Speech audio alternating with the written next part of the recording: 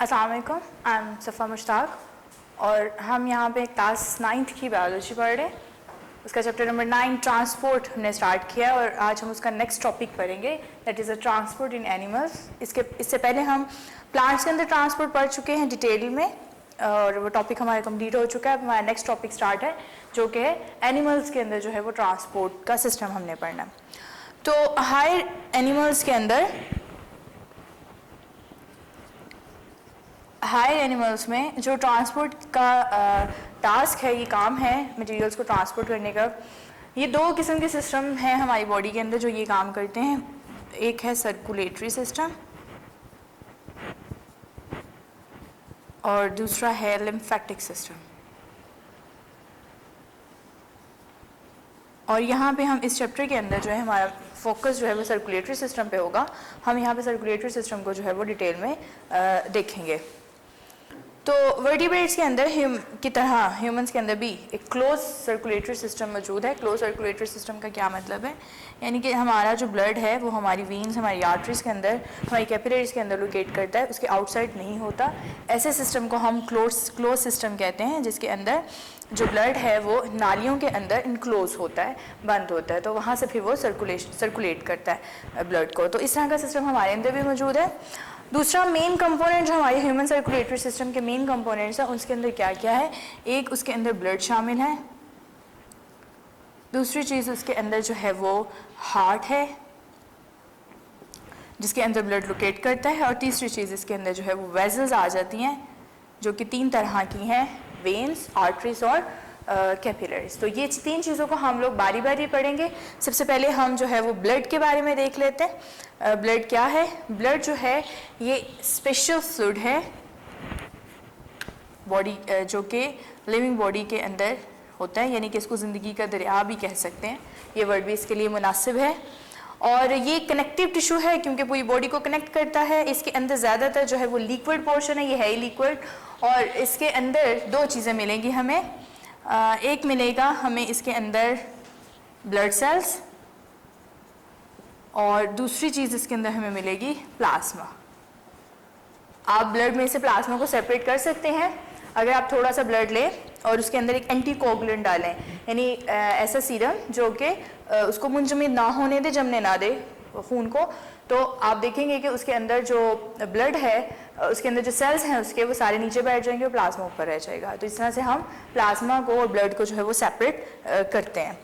उसके बाद एक हेल्थी पर्सन के अंदर तकरीबन जो 55% हिस्सा होता है उसके ब्लड का, वो जो है मुश्तमिल होता है प्लाज्मा पे, और जो 45% है बाकी का हिस्सा वो उसकी सेल बॉडीज़ पे होता है। यानी कि ये हिस्सा ज़्यादा है, ये है 55% एंड दिस वन इज़ 45%। और एक इंसान के अंदर तकरीबन 5 लीटर जो है वो खून मौजूद होता है। उसके वज़न का 1/12 पार्ट जो है वो उसका ब्लड है किसी भी इंसान का। तो ये था हमारा इंट्रोडक्शन ब्लड के अबाउट, कि ब्लड क्या है। ये लिविंग बॉडी के अंदर पाया जाता है तकरीबन तमाम हायर एनिमल्स के अंदर। 2 चीज़ें होती हैं इसके अंदर, एक ब्लड सेल्स होते हैं, एक प्लाज्मा होता है। सेपरेट कैसे कर सकते हैं? आप किस ब्लड के अंदर एंटीकोगुलेंट डालें, वो सेपरेट हो जाएगा, आपको नज़र आ जाएगा साफ, क्योंकि प्लाज्मा का जो कलर है ये भी रेड नहीं है। रेड, इसका कलर जो है वो रेड पिगमेंट की वजह से रेड होता है। तो ये रेड ब्लड सेल्स जितने भी हैं वो सारे नीचे बैठ जाएंगे, प्लाज्मा ऊपर रह जाएगा, और इसका वॉल्यूम भी ब्लड के अंदर जो है वो ज़्यादा होता है। तो अब हमने इन्हीं दोनों चीज़ों को जो है वो डिटेल से डिस्कस करना है। सबसे पहले हम प्लाज्मा देख लेते हैं। प्लाज्मा के अंदर तकरीबन ज़्यादा जो है वो पानी है। इसके अंदर पानी मौजूद होता है प्राइमली, और वो भी उसके अंदर, उस पानी के अंदर जो है वो प्रोटीन, साल्ट्स, मेटाबोलाइट्स एंड और जो वेस्ट हैं वो उसके अंदर हल हुए होते हैं। यानी ये प्राइमरी इसके अंदर ज़्यादा पोर्शन वाटर है। इसके अंदर बहुत कुछ है लेकिन प्राइमरी हम देख लेते हैं। फिर इसी वाटर के अंदर जो है वो साल्ट्स, मिनरल्स, मेटाबोलाइट्स, यानी जितनी भी मेटाबॉलिज्म हो रही है उनके रिजल्ट में जो कुछ भी बन रहा है वो सब कुछ इसके अंदर होता है। फिर उसके बाद हार्मोन्स हैं इसके अंदर, एंटीबॉडीज़ हैं इसके अंदर, और भी बाकी सारी चीज़ें हैं, लेकिन उसके बारे में हम डिटेल बारी बारी देखते हैं। सबसे पहले हम देखते हैं 92% इसके अंदर सिर्फ और सिर्फ वाटर है। 92 92%। इसके अंदर सिर्फ क्या पाया जाता है, वाटर, यानी मेनली ये वाटर है। फिर उसके बाद 8 to 10% इसके अंदर जो है वो बाकी चीज़ें आ जाती हैं, और उन चीज़ों के अंदर साल्ट जो है तकरीबन 0.9% प्लाज्मा का हिस्सा साल्ट्स बनाते हैं।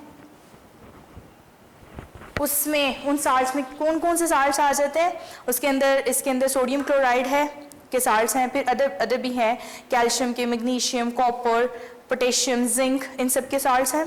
अगर ये बेशक ये 0.9% है, लेकिन फिर भी अगर इसमें ज़रा सा भी तब्दीली आ गई, किसी एक साल्ट की भी कमी आ गई, तो ब्लड का जो पीएच है जो कि 7.4 है नॉर्मल पीएच ब्लड की, जिसके अंदर ये नॉर्मली काम करता है, तो वो ख़राब हो जाएगी और हमें कोई ना कोई डिसऑर्डर जो है वो सामने फेस करना पड़ेगा। उसके बाद प्रोटीन्स की बात कर लें। 7 to 9% जो बॉडी का वेट है वो प्रोटीन्स है।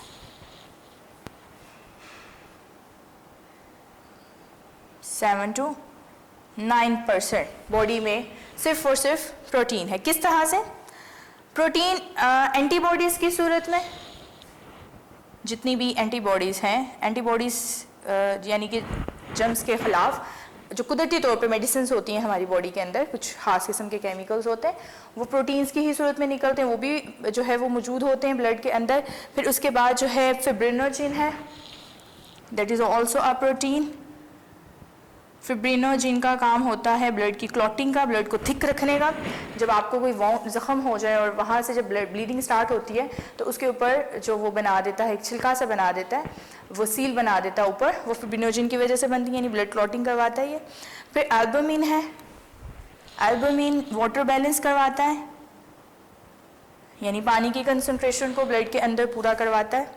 उसके बाद जो है इस तरह की और भी, उसके बाद प्लाज्मा के अंदर और जितना भी खाना हमने खाया हुआ है और वो डाइजेस्ट हो गया स्मॉल इंटेस्टाइन से, ब्लड ही तो उसको ट्रांसपोर्ट करता है, उसके भी जो है वो भी प्लाज्मा के अंदर मौजूद होता है। फिर नाइट्रोजनस वेस्ट जिसको वहाँ से लेके आया जाता है लिवर से, वो नाइट्रोजनस वेस्ट को इकट्ठा करता है यूरिया की सूरत में, वो भी उसके अंदर, उसकी भी चीज़ें उसके अंदर पाई जाती हैं। फिर हार्मोन्स जो कि ग्लैंड जो है वो सिक्रेट करते हैं, तो वो ब्लड में फेंक देते हैं उसको, और ब्लड उसको फिर टारगेट सेल्स के ऊपर पहुंचाता है, तो हार्मोन्स भी प्लाज्मा के अंदर लोकेट करते हैं। फिर उसके अलावा गैसेस जो कि लंग्स से कार्बन डाइऑक्साइड को वो दे के आता है, ऑक्सीजन को वहाँ से लेके आता है, तो उसके भी जो ट्रेसर्स हैं वो आपको प्लाज्मा के अंदर मिलेंगे। यानी कि सेल्स के अलावा, ब्लड सेल्स के अलावा जितनी भी चीज़ें हैं वो सारी की सारी आपको प्लाज्मा के अंदर जो है वो मिलेंगी। दोबारा से एक ओवरव्यू देख लेते हैं, हमें प्लाज्मा के अंदर क्या क्या चीज़ें मिलती हैं।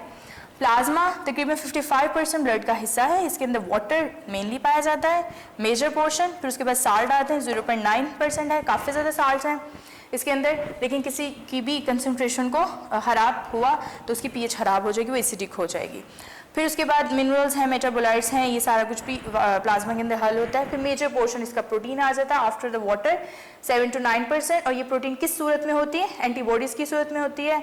फिब्रिनोजिन है, ब्लड क्लॉटिंग प्रोटीन है, एल्बुमिन है, ये भी वाटर बैलेंस को करने के लिए प्रोटीन मौजूद है, इन सूरत में होती है। फिर इसके अलावा जो भी चीज़ें हैं लाइक जो वेस्ट है वो भी इसके अंदर लोकेट करती है, हार्मोन्स हैं जो एंडोक्राइन ग्लैंड सीक्रेट करती है वो भी इसके अंदर होती हैं, जो गैसेस हैं आपकी एक्स्ट्रा ऑक्सीजन और कार्बन डाइऑक्साइड जिनको आपने ट्रांसपोर्ट करना है वो भी इसके अंदर जो है वो पाई जाती हैं। इसका मतलब हुआ कि प्लाज्मा का जो है वो बहुत मेजर रोल है सेल्स को सिर्फ निकालने, बाकी सारे का सारा जो फंक्शन उसमें प्लाज्मा जो है वो हेल्प करता है और ये अपने अंदर उन चीज़ों को लोकेट भी करवाता है।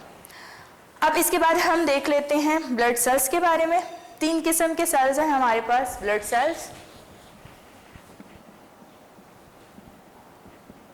कौन कौन से हैं हमारे पास? हैं वाइट ब्लड सेल्स जिनको दूसरा नाम एरिथ्रोसाइट्स भी है, सॉरी रेड ब्लड सेल्स जिनका दूसरा नाम एरिथ्रोसाइट्स है, देन वाइट ब्लड सेल्स हैं जिनका नाम ल्यूकोसाइट्स भी है, और फिर लास्ट पे आ जाते हैं प्लेटलेट्स जिनको मेगा कैरियोट्स भी कहते हैं। ठीक है, ये 3 किस्म के सेल्स हैं जो हमारी ब्लड के अंदर पाए जाते हैं। इन तीनों के बारे में हम जो है वो बारी बारी देख लेते हैं। अच्छा, रेड ब्लड सेल्स की पहले बात करते हैं। रेड ब्लड सेल्स सबसे ज़्यादा ये पाए जाते हैं ब्लड के अंदर, न्यूमरस है, लातादाद।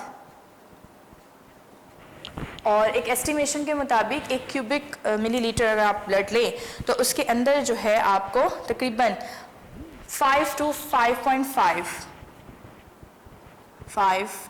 5.5 इतनी कंसंट्रेशन आपको तकरीबन मेल्स में मिलेगी और 4 to 4.5 आपको जो है वो फीमेल्स में मिलेगी, इसकी रेड ब्लड सेल्स की जो है अमाउंट फिगर इसका। फिर रेड ब्लड सेल्स जब बनते हैं तो इनके अंदर न्यूक्लियस होता है, यानी व्हेन फॉर्म जब ये बनते हैं तो इनके अंदर हैव न्यूक्लियस होता है, लेकिन उसके बाद इनका जो न्यूक्लियस है वो ये न्यूक्लियस जो है ये रिप्लेस कर जाता है हीमोग्लोबिन से, और जब हीमोग्लोबिन से ये रिप्लेस हो जाता है यानी न्यूक्लियस लॉस्ट कर जाता है, गायब हो जाता है, तो फिर इसको जो है वो ब्लड के अंदर छोड़ा जाता है इससे पहले। और इनकी जो है फिटल एज में जब हम होते हैं एम्ब्रियोनिक एंड फिटल एज में, यानी कि अभी एम्ब्रियो की इसी शक्ल में है, यहाँ पे अभी फिटस है, अभी छोटा जो है वो बेबी है, तो उसमें लिवर और स्प्लीन ये काम करता है इसको बनाने का। और जो एडल्ट्स के अंदर जो फॉर्मेशन होती है वो बोन्स के अंदर होती है, बोन मैरो, हमारा हड्डियों के अंदर जो गोदा होता है वहाँ पे ये सेल्स बनते हैं, रेड ब्लड सेल्स खास तौर पे। फिर इसका जो लाइफ स्पेन है, यानी कि इसका जो दौरानिया है, कितनी देर की ज़िंदगी गुजारता है, तो तकरीबन 120 दिनों का इसका लाइफ स्पेन होता है, 120 डेज़। 120 डेज़ के बाद ये डिस्ट्रॉय कर जाते हैं, इन कितनी ही मुद्दत है, फिर ये लिवर के पास जाते हैं और लिवर इसको और स्प्लीन के पास जाते हैं, वो इसको डिस्ट्रॉय कर देते हैं, ख़त्म कर देते हैं, क्योंकि उसके बाद ये इस काबिल नहीं रहता कि ये बना सके। इसकी बात करें इसकी डायरेक्शन की, इसकी स्ट्रक्चर की, तो ये बाइकनकेव होता है, यानी यूं दोनों तरफ से इस तरह की इसकी शेप होती है बाइकनकेव।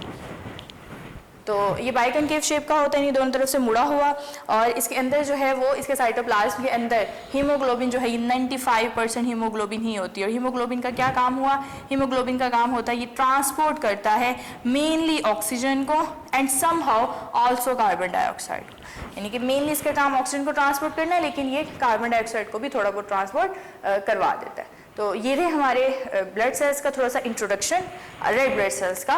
रेड ब्लड सेल्स क्या है, ये सबसे ज़्यादा होते हैं तादाद में। इसकी तादाद कैसे कि अगर आप 1 क्यूबिक जो है वो ब्लड लेते हैं मिलीलीटर, तो आपको पता चलता है कि इसमें 5 से 5.5 मिलियन मेल के अंदर हैं और 4 से 4.5 मिलियन उसके अंदर फीमेल्स के अंदर है। अब जब इनकी फॉर्मेशन होती है तो इनके अंदर बीच में न्यूक्लियस होता है, ये वाहिद सेल है जिनके अंदर न्यूक्लियस नहीं पाया जाता, लेकिन आफ्टर मेच्योरेशन जब ये मेच्योर होते हैं तो इनका जो न्यूक्लियस है वो गायब हो जाता है और उसी जगह हीमोग्लोबिन ले लेती है, और ये उसी टाइम ब्लड में छोड़े जाते हैं जब ये रिप्लेस कर जाते हैं, न्यूक्लियस के साथ नहीं छोड़े जाते। फिटल एज में जब ह्यूमंस के अंदर ये बनते हैं लिवर और स्प्लीन बनाता है, लेकिन एडल्ट्स के अंदर इसको फ्लैट बोन्स, बड़ी जो हड्डियां हैं हमारी सीने की हड्डियां, स्टर्नम है, इसके अलावा जो दूसरी हड्डियां हैं उनका जो गोदा है, उनका जो बोन मैरो है, वहाँ से ये बनते हैं।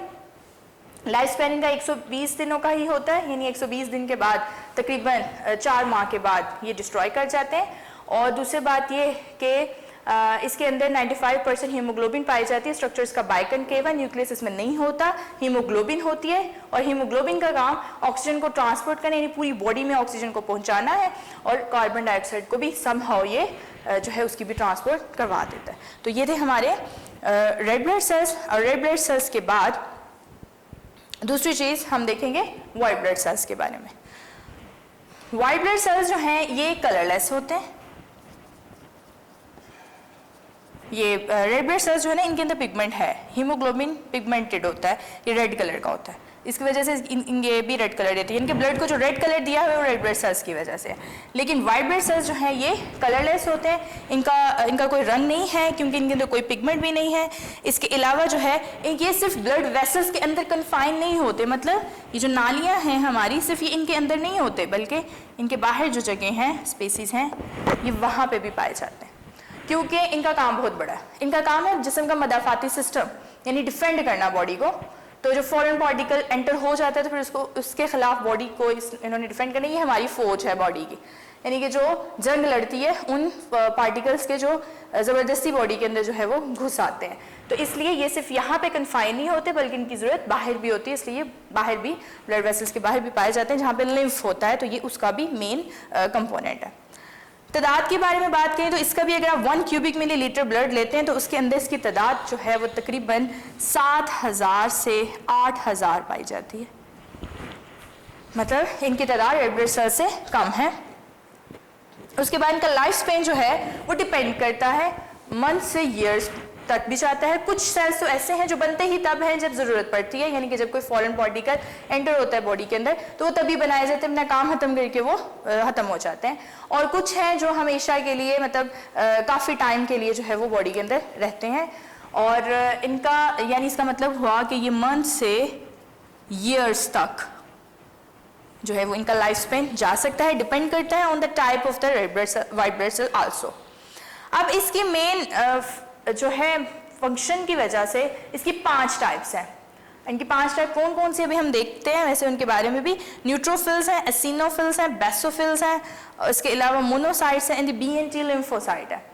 तो हमने इनके साइटोप्लाज्म की उसके ऊपर टेक्सचर के ऊपर हमने इसको डिवाइड किया 2 कैटेगरीज में। एक हैं ग्रैनुलोसाइट्स और एक हैं एग्रेनुलोसाइट्स।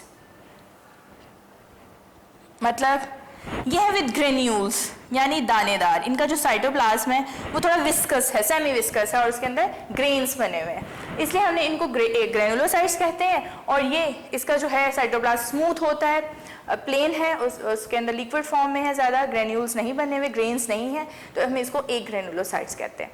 तो 3 टाइप सेल्स की वो इसमें आती हैं। कौन कौन सी? न्यूट्रोफिल्स,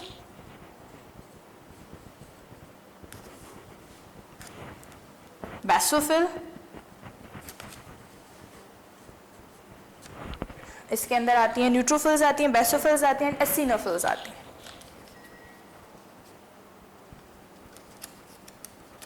और एग्रेनुलोसाइट्स में 2 कैटेगरीज आ जाती हैं इसकी, मोनोसाइट्स और BNT लिम्फोसाइट्स। ये 2 कैटेगरीज इसकी आती हैं ग्रेनुलोसाइट्स में और 3 आती हैं इसकी ग्रेनुलोसाइट्स में। इनका फंक्शन देख लेते हैं कि एक दफ़ा न्यूट्रोफिल्स का काम होता है कि जो स्मॉल पार्टिकल्स हमारी बॉडी के अंदर एंटर होते हैं ये उनको फैगोसाइट कर देता है, खा जाता है उनको और उनको डिस्ट्रॉय कर देता है। उसके बाद बात कर लेते हैं एसिनोफिल्स की। तो एसिनोफिल्स जो हमारे अंदर पैरासाइट्स आते हैं इन्फ्लेमेटरी यानी सोजिश फैलाते हैं, तो ये उनको डिस्ट्रॉय कर देते हैं।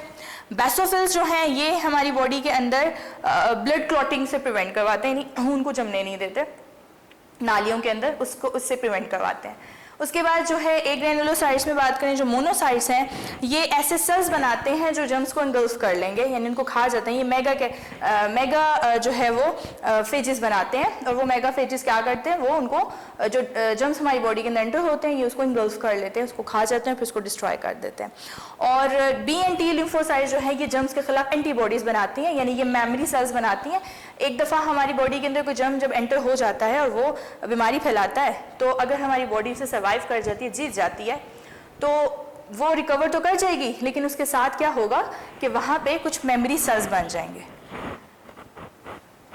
यानी कि वो इस चीज़ को अपने अंदर स्टोर कर लेगी अपनी मेमोरी के अंदर कि ये आए थे और इनको इस तरह से किल किया गया था और ये वाली जो है वो एंटीजन अपने साथ जो है वो लेके आए थे जिसने इस एंटीबॉडी को स्टिमुलेट करवा दिया। तो अब दूसरी दफ़ा जब अगर वो वाला जब दोबारा बॉडी के अंदर एंटर करता है तो ये दोबारा से उस एंटीबॉडी को बनवाते हैं। कुछ तो वैसे ही बॉडी के अंदर थोड़ी सी अमाउंट बच जाती है हमेशा के लिए और बाकी अगर ज़्यादा ज़रूरत पड़े तो ये उसको बनवा के हमें प्रिवेंट करवा लेता है। इसलिए बहुत ज़्यादा ऐसी बीमारियाँ हैं जो आपको लाइफ में सिर्फ एक दफ़ा होती हैं। क्यों कि अगर आपकी बॉडी उससे एक दफ़ा उस जर्म से जो है वो इंट्रोड्यूस हो जाती है तो उसके बाद वो उसके खिलाफ एंटीबॉडी बना लेती है जो फ्यूचर में आपको फिर उससे जो है वो बचाती है। इसके बाद हमारी 3rd टाइप है सेल की, दैट इज़ प्लेटलेट्स। इनको हम सेल नहीं कहते, they are not cells because of their structure. इनको कहा जाता है कि ये बनते तो बोन मैरो यानी बोन मैरो इसको बनाता है तो हम कहते हैं कि उसके फ्रेगमेंट्स हैं, यानी जैसे रेशियो होते हैं लंबे लंबे से, तो ये उस तरह के हैं। इनके अंदर भी न्यूक्लियस नहीं होता, नो न्यूक्लियस, और इसके अलावा भी कोई ऐसी चीज़ हमें नहीं दिखती कि जिसकी वजह से हम इसको सेल कहें। और इसकी जो तादाद होती है ब्लड के अंदर वो तकरीबन 2.5 लाख यानी 2.5 लाख जो है 1 क्यूबिक मिलीमीटर के अंदर इसकी तादाद जो है वो हमें पता चली है।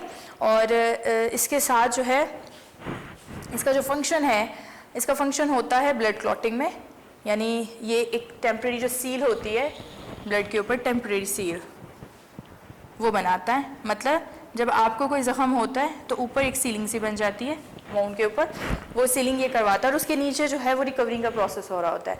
आपने कभी नोट किया होगा अगर आप उस ऊपर से उस छिलके को उतार दे ज़ख़म के तो नीचे से दोबारा से ब्लीडिंग शुरू हो जाएगी।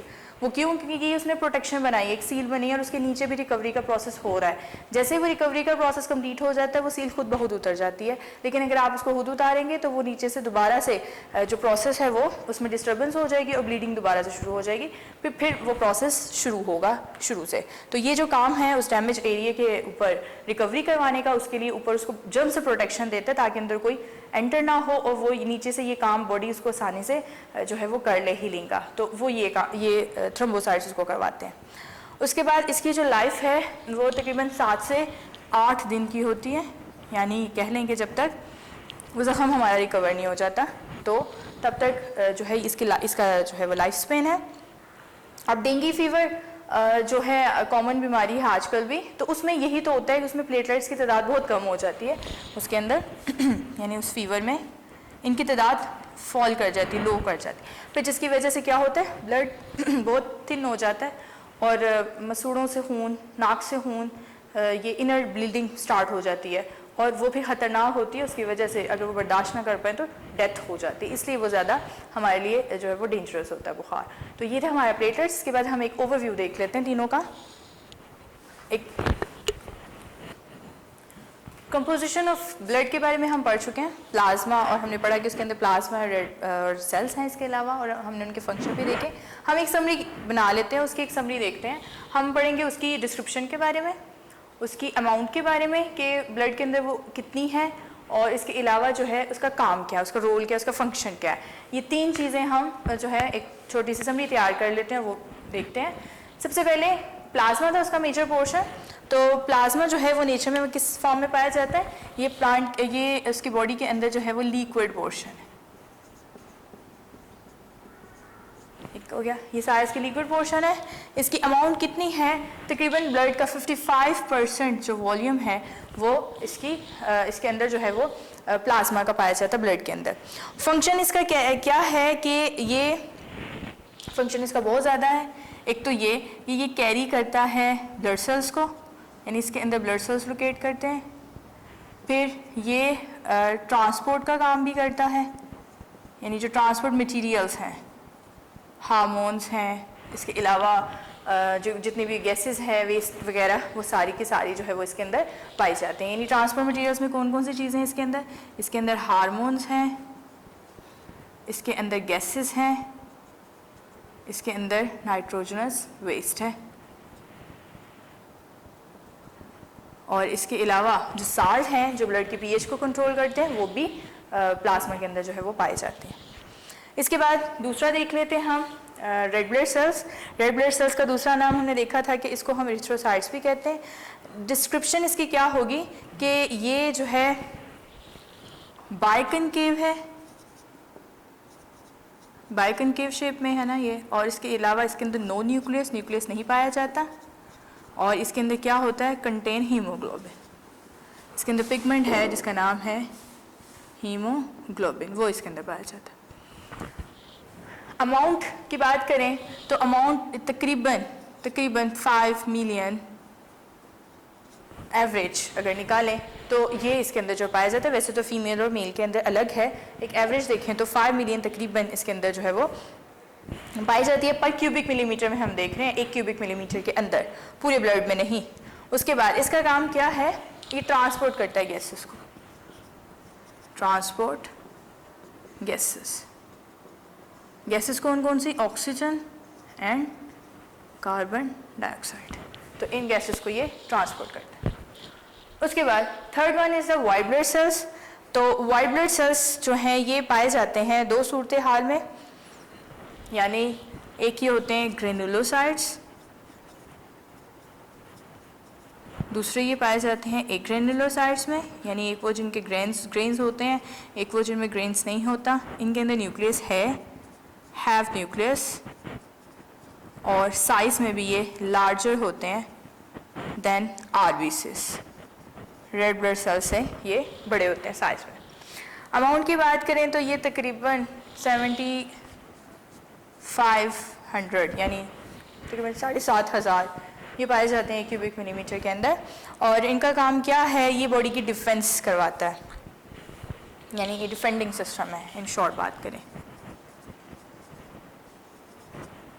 जैसे हम पहले बात कर रहे थे कि ये हमारी बॉडी जो है वो फौज है जो हमें बचाती है। कैसे बचाती है कि यानी ये फॉरेन पार्टिकल को इंगल्फ कर लेगी,